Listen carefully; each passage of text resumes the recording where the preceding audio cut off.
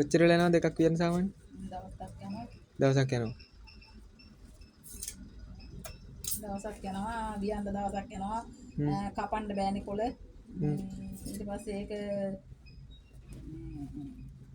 බා ගන්න ඕන හොඳට. බාගත්තේ නැත්නම් පදම් කරනවද වේලලා අර මේ මොනවා හරි කරලා වතුර දාලා? ඔව්. බා ගන්න ඕන හොඳට. පොලේ හූරලා ගන්න ඕන. ලියා ගන්න නම් ඉතින් ඔය ලියනවා ඉතින්. පැය දෙකක් විතර යනකොට එකක් ලියා ගන්න පුළුවන් මේ පත් අරගෙන හරි.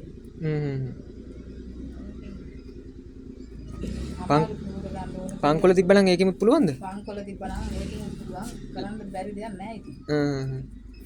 පංකොල හොයාගන්න අමාරුයි. ගඟේ තිබ්බ කපාගෙන යන්න මට බැරි වුණා. මම හිතුවේ නෑ ලියන්න පුළුවන් මේ කියලා මේ දවස්වල. ඒකට ඉතින් කියලා මේ කීයක් හරි ඉතින් මම පොඩි සොච්චමක් ඉතින් ගන්නවා. ඒකයි. ළමයිට ආසාවට සමහර අය ගෙනියනවා. සමහරක් හරි ආසාවෙන් බලලා යනවා. දැන් වියන කට්ටිය නැහැනේ?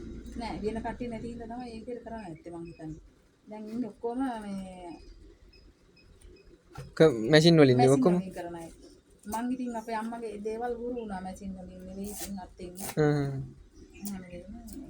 හුරු කරගත්තා. දෙමෝපියන්ගේ දේ. දිගෑරෙන්නේ නැහැ කීයටවත් ඕක නේ ආයේ. ඉතින් දිගහැරෙන්න. කොළ ටිකක් අප්සෙට් නම් තියෙනවා ඉතින්. ඒක තමයි නේ. ඉතින් සමහර අය දැක්කපු ගමන් ආසාවට ගෙනියනවා. ඒක කියන්නේ. ඒක හරි. දැන් මේකේ පොටවල් 3ක් විතර තියෙනවද ඔය ගිහිල්ලා? තුනක් නෙවෙයි සමහරගේ 4ක් තියෙන 5ක් තියෙනවා. ගණකම වැඩි වෙනවා. එතකොට යන පොටවල් ගන්නට. අර ගණකම ගත්තාම ටිකක් එයාලට හිතන මේක නම් එච්චර හයිය නෑ වගේ. මේ බර වැඩි මේක ඇයි එහෙම කියලා. එහෙම හිතනකොට කියලා මම ඉතින් වෙලාවකට කොලත් අඩු කරනවා. අඩු කරලා මේක නිකන් ඉන්නේ අර මේ රුපියල් 100ක් 200ක් ගත්තත් මදිද කියන්නේ.